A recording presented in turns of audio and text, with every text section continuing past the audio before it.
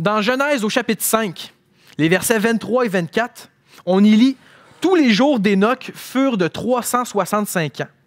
Hénoch marcha avec Dieu, puis il ne fut plus, parce que Dieu le prit. » Dans Isaïe au chapitre 40, verset 31, on y lit « Mais ceux qui se confient en l'Éternel renouvellent leur force. Ils prennent leur vol comme les aigles, ils courent, ils ne se lassent point, ils marchent et ne se fatiguent point. » Dans Michée, au chapitre 6, verset 8, Michée dit « On t'a fait connaître, ô homme, ce qui est bien.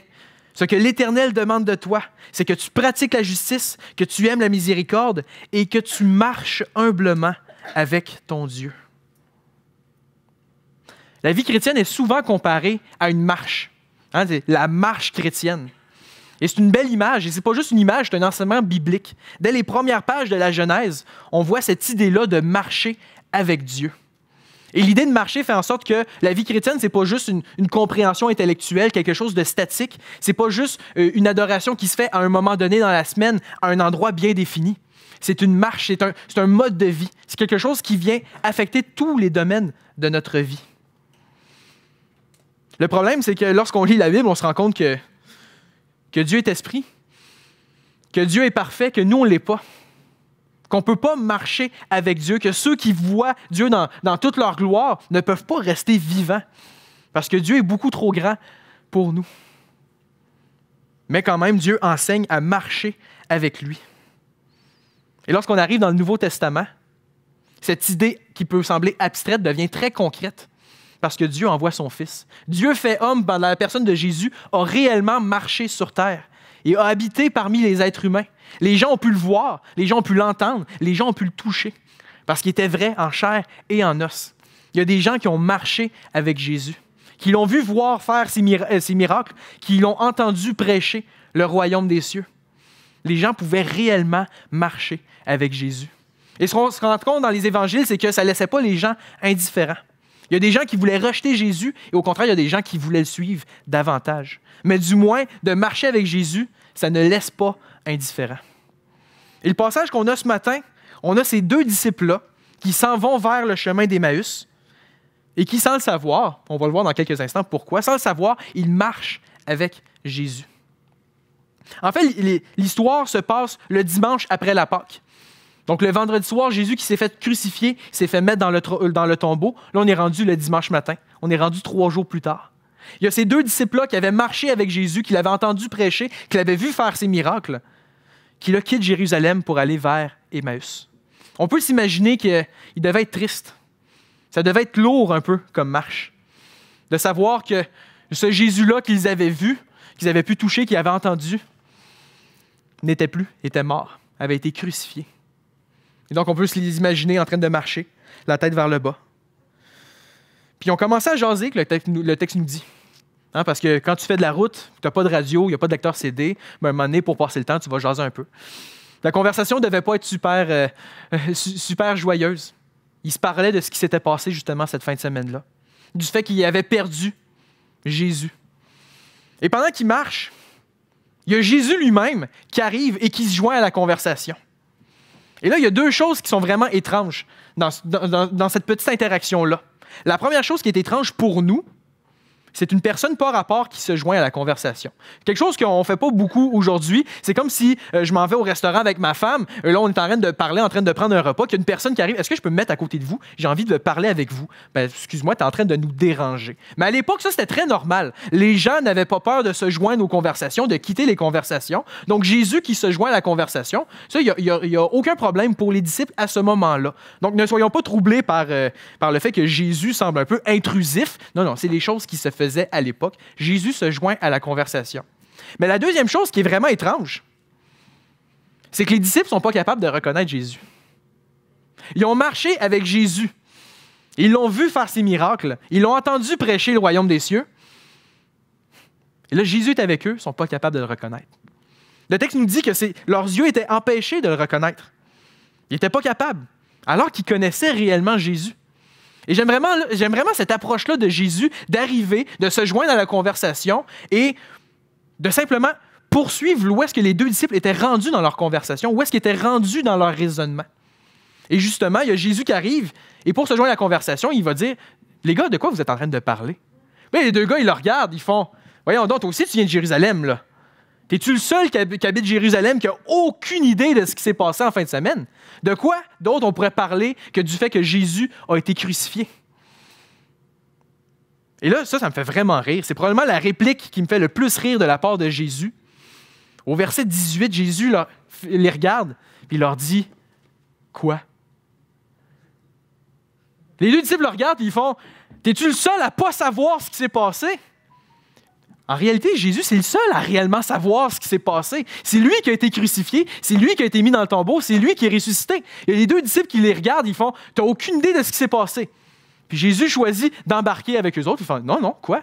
Dites-moi ce que vous avez compris de ce qui s'est passé. Expliquez-moi où est-ce que vous en êtes rendu dans votre raisonnement. » Et les deux disciples expliquent, il y avait ce Jésus de Nazareth qui n'était pas juste un fils de charpentier, c'était réellement un prophète de la part de Dieu parce qu'il faisait des choses incroyables. Il a guéri des malades, il a exorcisé des démons, il a même ramené quelqu'un d'entre les morts. Et non seulement ça, lorsqu'il enseignait, on n'avait pas le choix de l'écouter d'une manière différente de nos scribes parce qu'il enseignait avec autorité. On était sûr que c'était le Messie qui avait été prophétisé dans l'Ancien Testament. On était sûr que c'était lui qui allait libérer Israël. Mais là, vendredi passé, il s'est fait crucifier. Ça fait 3 jours qu'il est mort. Les deux disciples regardent Jésus et il dit c'est vrai là, qu'il y a des madames qui étaient avec nous autres là, qui nous ont dit qu'ils ont été au sépulcre de grand matin. Ils ont été au sépulcre ce matin où est-ce que Jésus a été enterré, puis Jésus n'était plus là. Qu'il y a des anges qui leur ont dit que Jésus était vivant. Et il y a d'autres disciples qui ont couru voir dans le tombeau. Et effectivement, le corps de Jésus n'était pas là. Mais ils n'ont jamais vu Jésus. On ne comprend pas ce qui se passe. On n'a plus aucun espoir. Et là, Jésus, il ne va pas avec le dos de la cuillère. Au verset 25, excusez-moi. C'est écrit, « Alors Jésus leur dit, « Ô homme sans intelligence, et dont le cœur est lent à croire tout ce qu'ont dit les prophètes, ne fallait-il pas que le Christ souffre ces choses et qu'il entre dans sa gloire? » Jésus qui regarde les disciples, puis il leur dit, « Les gars, vous n'avez rien compris. Pas pour rien que les femmes y ont été au tombeau, puis que Jésus aurait pu dire que j'étais plus là, mais là, les disciples ne savent pas encore que c'est Jésus. Donc, c'est normal là, que toutes ces choses-là se sont passées. En fait, il fallait que ces choses-là se passent. Et là, la conversation change complètement. Jésus qui fait le chemin avec eux, qui marche avec ces deux disciples-là vers Emmaüs. Et à travers cette marche-là qu'ils ont vécue, les disciples ont réellement été transformés de plusieurs manières. En fait, ce matin, dans les versets 27 à 35, j'aimerais ça qu'on se concentre sur qu'est-ce que ça vient changer dans notre vie que de marcher avec Jésus. Qu'est-ce que ça va venir changer? C'est quoi les conséquences du fait de passer du temps avec Jésus selon l'exemple des hommes sur le chemin d'Emmaüs? On va voir qu'il y a 5 choses qui ont changé dans la vie des disciples à travers cette longue interaction-là, parce que la marche n'était pas si courte que ça. Première chose qu'on voit, c'est au verset 27, où Jésus, c'est écrit au verset 27, « Et commençant par Moïse et par tous les prophètes, Jésus leur expliqua dans toutes les Écritures ce qui le concernait. » Ça, c'est impressionnant. Jésus aurait pu faire, « Les gars, c'est moi, Jésus, je suis vivant. » Puis Jésus, il ne fait pas ça.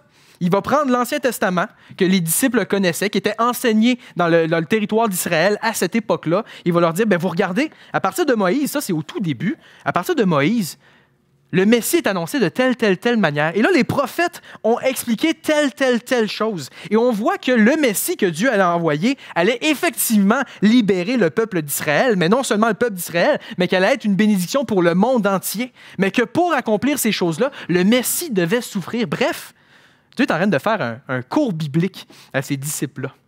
Il n'y a pas de meilleur enseignant que Jésus, là. Non seulement il comprend les Écritures, mais c'est lui qui a vécu, qui a accompli toutes ces prophéties-là. Imaginez le cours de théologie que ces disciples-là devaient avoir. Et justement, lorsque les disciples ont marché avec Jésus, la première chose que c'est venu changer dans leur vie, c'est qu'ils ont pu commencer à comprendre qui est Jésus réellement. Il avait vu faire ses miracles, il avait vu aussi prêcher le royaume des cieux, mais clairement, il y avait quelque chose qu'il n'avait pas compris. Il n'avait pas compris pourquoi Jésus devait mourir. Et comment ça se fait qu'il allait revenir d'entre les morts 3 jours plus tard. Les disciples n'avaient pas encore compris. Mais le fait de passer du temps avec Jésus, Jésus a pu leur expliquer ces choses-là. Ça leur a permis de mieux comprendre qui est Jésus. Et pour nous, ça ne changerait pas grand-chose. Si Jésus pouvait aller en chemin vers l'épicerie avec vous autres, de quoi est-ce que vous parleriez avec Jésus? Ah, la game hier était vraiment bonne, hein? Jésus, je pense pas qu'il est vraiment concerné par la victoire ou la défaite de votre équipe préférée de hockey ou de peu importe quel sport. Pas mal sûr qu'on aurait le meilleur cours de théologie qui dure 5 minutes, 10 minutes, 1h15, peu importe. Jésus prendrait le temps de dire, « Voici ce que la Bible enseigne à mon sujet. Voici ce que tu as besoin de comprendre à mon sujet. » Donc, de passer du temps avec Jésus nous permet de mieux comprendre qui est Jésus.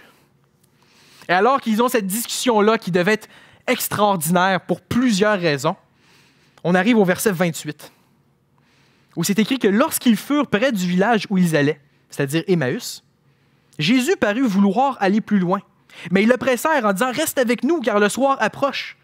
Le jour est sur son déclin. » Et Jésus entra pour rester avec eux. Et ça,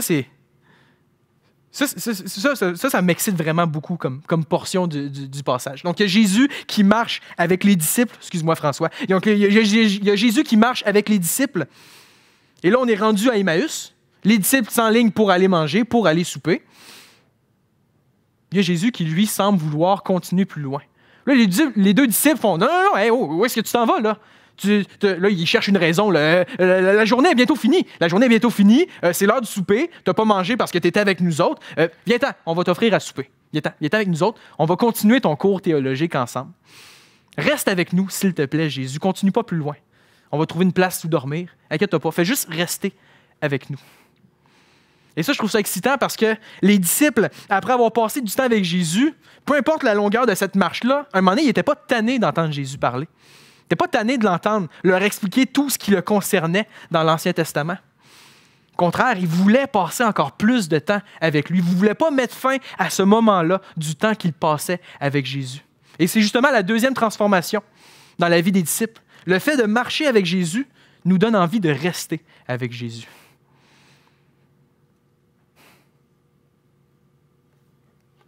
Pas supposé être tanné de qui il est, parce qu'il est réellement extraordinaire. Et là, le souper arrive, et on arrive au verset 30, où c'est écrit « Pendant qu'il était à table avec eux, Jésus prit le pain, et après avoir rendu grâce, il le rompit et le leur donna. Alors leurs yeux s'ouvrirent, et ils le reconnurent, mais il disparut de devant eux. » Ça, c'est un moment incroyable où Jésus, après avoir rendu grâce, prend le pain et le rompt. Quelque chose que ses disciples-là avaient déjà vu auparavant. Avaient vu la veille du jour où Jésus s'est fait crucifier. Ça faisait pas longtemps. Ça faisait 4 jours que Jésus avait fait ça la dernière fois. Et à ce moment-là, lorsque Jésus a rompu le pain, ils ont fait « Voyons donc, c'est Jésus qui est avec nous autres. » Hey, ah non, Jésus n'est plus là. Jésus n'est plus là. Jésus est disparu. Mais ils ont compris que c'était Jésus, par exemple. Ils ont compris qu'il était rendu vivant. Que c'est lui qui leur expliquait toutes choses à son sujet en chemin. Et là, on peut se dire, mais quelle déception pour les disciples! Et pourtant, lorsqu'on arrive au verset 32, ce n'est pas la déception qui habite les disciples. Voici ce qu'on lit au verset 32. « Et les deux disciples se dirent l'un à l'autre, « Notre cœur ne brûlait-il pas au-dedans de nous lorsqu'il nous parlait en chemin et nous expliquait les Écritures? »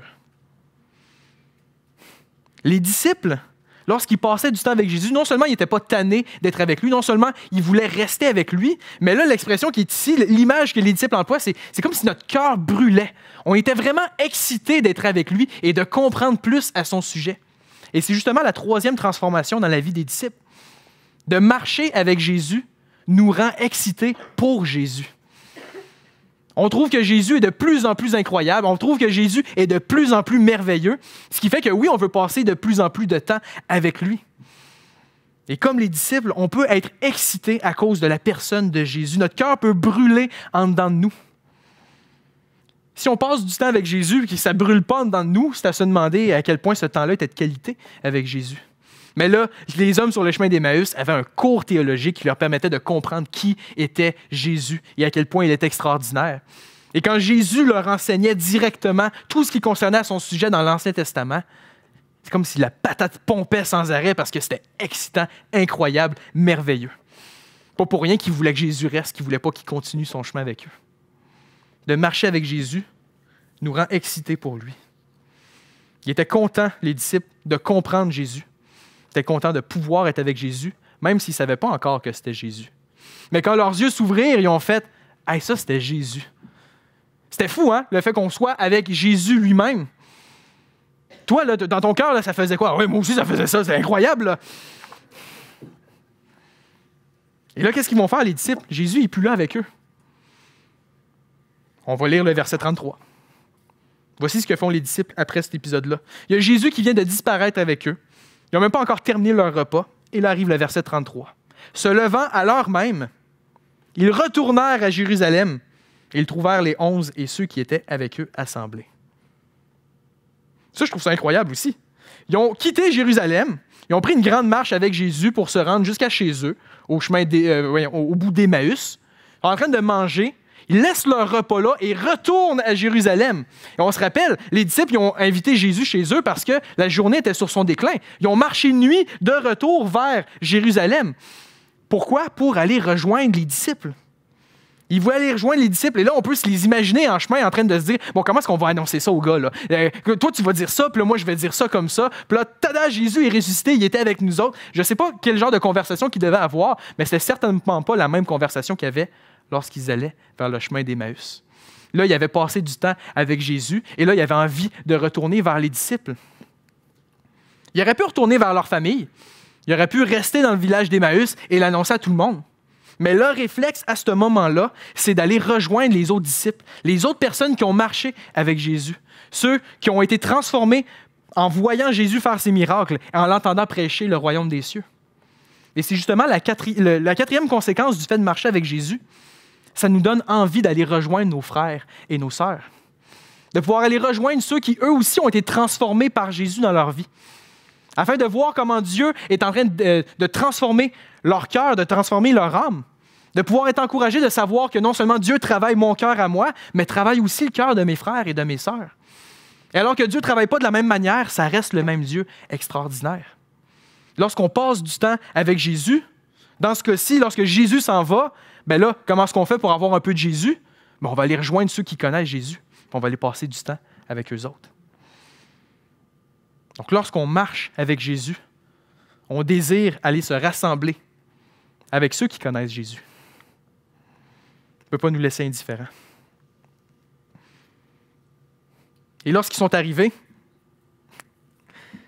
je suis vraiment triste pour ces deux bonhommes-là. Parce qu'au verset 34, ça peut sembler vraiment pas clair. Tout ce qu'on lit au verset 34, c'est « Et disant, le Seigneur est réellement ressuscité, et il est apparu à Simon. » C'est qui a dit ça au verset 34? C'est qui a annoncé que Jésus était ressuscité? Si on lit le verset 33, c'est écrit que les disciples sur le chemin d'Emmaüs trouvèrent les 11 et ceux qui étaient assemblés avec eux et disant « Le Seigneur est réellement ressuscité. » Dans le fond, les deux gars sur le chemin d'Emmaüs, lorsqu'ils sont arrivés rejoindre les 11 disciples, c'est les 11 disciples qui leur ont annoncé que Jésus était ressuscité. Pauvres gars! Pauvres gars, ils ont quitté Jérusalem, ils ont été jusqu'à Emmaüs, ils voient Jésus, ils ont marché avec lui, ils ont pu jaser avec lui, ils retournent à Jérusalem presque à course, mais pas trop pour pas être trop épuisés, en se demandant, bon, comment est-ce qu'on va annoncer ça aux gars? Ils arrivent, puis les 11 fait, « Hey, vous savez pas quoi? Jésus est ressuscité! » Puis il est apparu à Simon. Bon, je dis pauvres gars, mais en même temps, ça devait être une joie extrême de pouvoir aller rejoindre les 11 disciples qui, eux aussi avaient rencontré le Jésus ressuscité. Le Jésus qui n'était pas resté dans la tombe, mais qui était plus puissant que la mort et qui est revenu d'entre les morts. Et même s'ils devaient être déçus pendant une fraction de seconde de ne pas pouvoir l'annoncer aux 11 disciples, de pouvoir se réjouir avec eux autres d'avoir rencontré ensemble ce Jésus-là ressuscité. Et on arrive au verset 35, où il est écrit qu'ils racontèrent ce qui leur était arrivé en chemin et comment ils avaient reconnu au moment où il rompit le pain. Donc les 11 disciples, au lieu d'être déçus de ne pas pouvoir annoncer la nouvelle, vont en profiter pour dire, voici comment Jésus est venu travailler dans notre vie. Et ça, on voit un cinquième effet dans la vie des gens qui marchent avec Jésus. Lorsqu'on marche avec Jésus, on a le désir de partager qui est Jésus et ce qu'il fait dans notre vie. Imaginez, là, les deux gars, ils ont eu le plus gros cours de théologie qui existe, là. Le meilleur, avec le meilleur prof qui soit. Et là, on peut s'imaginer les deux de dire « Ah oui, Jésus nous a enseigné ça, après ça, il nous a expliqué ça. Ouais, mais t'as oublié ça. Ah oui, c'est vrai. Jésus nous a... » Là, ils essayent de partager ce cours théologique-là qu'ils ont eu avec Jésus. De pouvoir partager avec eux à quel point Jésus est grand, à quel point il est extraordinaire et d'essayer du mieux qu'ils peuvent de dire tout ce que l'Ancien Testament disait au sujet de Jésus. Mais une chose est sûre, c'est qu'ils ne pouvaient pas garder le message pour eux autres. Ils avaient envie de le partager avec les 11 disciples et tous ceux qui étaient rassemblés avec eux. Lorsqu'on marche avec Jésus, on veut partager aux autres le message qu'il nous donne.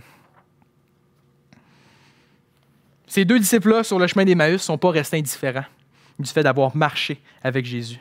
C'est venu transformer leur vie, c'est venu les exciter au plus haut point.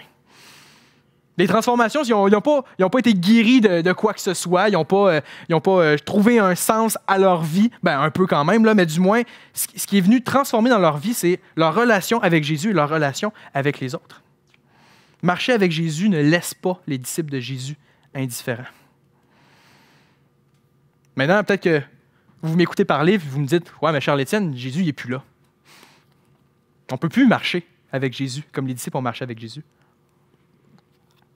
Moi, de répondre, vous avez raison, vous avez tort. C'est vrai que Jésus est littéralement plus avec nous. On peut malheureusement plus toucher Jésus. En fait, ça, on l'espère, d'un jour pouvoir être dans la présence de Jésus pour l'éternité. C'est notre espérance, mais ce n'est pas notre réalité comme ces disciples-là, qui ont rencontré le Jésus ressuscité. Mais dans la parole de Dieu, il y a quand même moyen de marcher avec Jésus à tous les jours. Et j'aimerais ça donc vous donner 3 moyens bien simples de marcher avec Jésus. Le premier moyen, c'est de prier Jésus, de lui adresser la parole dans nos prières, que ce soit à voix haute, que ce soit dans notre cœur, de parler avec Jésus. L'auteur aux Hébreux, dans Hébreux au chapitre 10, les versets 19 à 22, a écrit au lecteur « Ainsi donc, frères, nous avons, au moyen du sang de Jésus, une libre entrée dans le sanctuaire. Alors approchons-nous donc avec un cœur sincère, dans la plénitude de la foi, les cœurs purifiés d'une mauvaise conscience et le corps lavé d'une eau pure. » En d'autres mots, il n'y a plus rien qui nous sépare de Dieu. Nos péchés ont été pardonnés à cause de l'œuvre de Jésus. On a donc un libre accès au trône de grâce. On a accès à Dieu directement par nos prières. Et prier à Dieu, c'est pas comme envoyer une lettre en Nouvelle-Zélande, de sceller l'enveloppe, de mettre un timbre, puis d'espérer que ça se rende de l'autre bord de la planète. C'est pas ça. Lorsqu'on prie Dieu, on sait qu'il nous écoute. Il prend le temps de nous écouter. Et donc, on peut lui présenter notre cœur tel qu'il est, en lui demandant « Viens le transformer pour ta gloire ». Mais du moins, la porte est ouverte. On peut prier Dieu sans cesse. C'est pas pour rien que Paul a dit aux Thessaloniciens « Priez sans cesse ». C'est un privilège incroyable qu'on a. Pourquoi est-ce qu'on ne le saisit pas? Les disciples, lorsqu'ils ont marché sur le chemin d'Emmaüs avec Jésus, pouvaient parler avec Jésus. Ce privilège-là ne nous a pas été enlevé, même si Jésus n'est pas littéralement à côté de nous autres. On peut lui adresser la parole en sachant qu'il nous écoute. Donc, si on veut marcher avec Jésus, commençons d'abord par lui adresser la parole, parce qu'on sait qu'il nous entend, qu'il nous écoute. Une deuxième manière de marcher avec Jésus, c'est d'ouvrir sa parole. Sur le chemin d'Emmaüs, Jésus, c'est pas compliqué. Il a pris l'Ancien Testament puis il leur a expliqué tout ce qui le concernait. Si on veut avoir la même expérience que les disciples sur le chemin d'Emmaüs, on ouvre l'Ancien Testament puis on demande à Jésus qui nous entend, « Peux-tu m'expliquer tout ce qui me concerne à ton sujet? Permets-moi de comprendre à quel point tu es grand, à quel point tu es merveilleux. » Les disciples avaient un avantage que nous, on n'a pas. Jésus était littéralement à côté d'eux autres. Ça, malheureusement, on ne peut pas bénéficier de ça. Mais nous, on a un avantage que les disciples n'avaient pas. Nous, on a le Nouveau Testament. Et ce qui est incroyable avec le Nouveau Testament, c'est que non seulement ça raconte l'histoire de Jésus, qui a été annoncée dans l'Ancien, mais ça explique aussi pourquoi Jésus est venu et qu'est-ce que c'est censé changer dans notre vie. Ça, les disciples sur le chemin d'Emmaüs, ils ne l'avaient pas. Le Nouveau Testament n'était pas encore rédigé. Et avec la Bible, avec les 66 livres qu'on a ici, on a tout ce qu'on a besoin de savoir au sujet de Jésus. Donc, si on veut passer du temps avec Jésus, on ouvre sa parole, non pas juste pour lire des mots, Mais on demande à Jésus, viens faire brûler mon cœur parce que j'en apprends plus à ton sujet. Je veux venir te rencontrer et je sais qu'à travers ta parole, j'ai tout ce que j'ai besoin de savoir à ton sujet. Donc si on veut marcher avec Jésus, on ouvre sa parole. Et comme notre frère nous l'a dit tantôt, la parole de Dieu ne retourne pas à lui sans effet. On a cette assurance-là que Dieu utilise sa parole pour venir transformer notre cœur, pour venir l'exciter, pour venir le faire brûler, pour venir transformer notre vie, comme les deux hommes sur le chemin d'Emmaüs ont été transformés du fait d'avoir passé du temps avec Jésus. Donc, si on veut marcher avec Jésus, on ouvre sa parole. Et puis finalement, un troisième moyen de marcher avec Jésus, je vous encourage à participer à la vie de l'Église. Comme les deux disciples sur le chemin d'Emmaüs ne sont pas restés tout seuls dans leur coin avec ce qu'ils avaient appris à propos de Jésus. Ils ont accouru, ils ont tout abandonné pour aller rejoindre leurs frères et leurs sœurs, les 11 qui étaient rassemblés à Jérusalem, pour leur partager ce que Jésus leur avait enseigné. Et ils ont pu se réjouir ensemble du fait que Jésus était ressuscité, que Jésus n'était pas resté mort dans le tombeau, mais qu'il avait vaincu la mort. Lorsqu'on participe à la vie de l'Église, on rencontre des gens qui, eux aussi, sont en train de marcher avec Jésus. Et ce qui est incroyable, l'avantage qu'on a, c'est que vu que Jésus n'est pas littéralement avec nous, il peut travailler dans nos cœurs tout le monde en même temps, de manière différente et personnalisée. Ça, on ne peut pas, quand Jésus était littéralement à un endroit, il était limité dans l'espace et il était limité aussi dans la quantité de personnes qui pouvaient entendre Jésus, qui pouvaient atteindre Jésus. Mais aujourd'hui, Jésus est capable de travailler le cœur de tous nos frères et de toutes nos sœurs en même temps. Parce que Jésus nous a donné son esprit. Et il vient transformer notre vie par son esprit. Et donc, de participer à la vie de l'Église, ça nous permet d'aller nous coller avec ceux qui sont aussi transformés par Jésus, qui eux aussi le rencontrent, qui sont capables eux aussi de prier à Jésus, de comprendre ce qui concerne à son sujet dans sa parole et de pouvoir être encouragés ensemble du fait que notre Seigneur et Sauveur est vivant et qu'il vient transformer notre vie. Et qu'un jour, il va revenir, il va nous prendre avec lui dans sa gloire pour l'éternité. Donc, de participer à la vie de l'Église nous permet non seulement d'être encouragés par les autres, ça nous permet aussi de voir comment Dieu agit dans le cœur des autres et comment donc Dieu peut agir dans notre propre cœur. C'est pour ça que, encore une fois, l'auteur aux Hébreux a écrit au chapitre 10, verset 25, « N'abandonnons pas notre assemblée, comme c'est la coutume de quelques-uns, mais au contraire, exhortons-nous réciproquement. Allons rejoindre nos frères et nos sœurs afin de s'encourager les uns les autres. » C'est ainsi qu'on va pouvoir marcher ensemble avec Jésus, pouvoir être transformé par sa personne. Dans l'histoire des hommes sur le chemin d'Emmaüs, le point tournant, c'est quand Jésus a rompu le pain après avoir rendu grâce. Parce que 4 jours plus tôt, Jésus avait instauré le repas du Seigneur. Des symboles pour se rappeler qui est Jésus et qu'est-ce qu'il est venu faire pour nous. Et ce matin, on a le privilège de prendre ce repas-là, de pouvoir se rappeler, comme les disciples à l'époque, qui est Jésus et ce qu'il a fait pour nous. 2 éléments que Jésus a partagés avec ses disciples. D'abord, le pain. Le pain qui représente son corps. Lorsqu'on prend le pain, on se rappelle que Jésus a marché sur terre en chair et en os. Dieu s'est réellement fait homme et il a marché parmi les hommes. Mais alors qu'il a marché parmi les hommes, il n'a pas imité les hommes. Au lieu de pécher comme chacun d'entre nous le faisons, lui a accompli parfaitement la justice de Dieu. Et alors que dans sa chair, en chair et en os, Jésus a été parfait en toutes choses, son corps a été brisé pour nous. Lorsqu'il a été sur la croix, c'est qu'il nous a donné sa vie, sa justice, sa perfection. Il nous a évité de subir ce que nous, on mérite. Deuxième élément, le jus de raisin, le fruit de la vigne, le vin dans le temps de Jésus, qui représente son sang. Son sang qui a été versé pour nous, qui vient couvrir notre péché, qui nous permet d'être pardonnés de tous nos péchés, autant ceux du passé que ceux du futur. Il n'y a plus rien qui nous sépare de lui. On a un libre accès à Dieu parce que Jésus a versé son sang pour nous. Et si Jésus a instauré ce repas-là, c'est pour qu'on se souvienne de lui. ce qu'il a fait pour nous. Et il veut que ses disciples continuent de prendre ce repas-là jusqu'à ce qu'il revienne et qu'on prenne ce repas-là avec lui. Qu'on soit dans sa présence, qu'on se partage le pain, qu'on se partage le fruit de la vigne, qu'on puisse se réjouir ensemble pour l'éternité. C'est pour ça qu'on prend le repas du Seigneur. Pour se rappeler que oui, Jésus a marché sur terre, mais par son sacrifice, il nous donne le moyen de continuer de marcher avec lui, dès maintenant et pour l'éternité.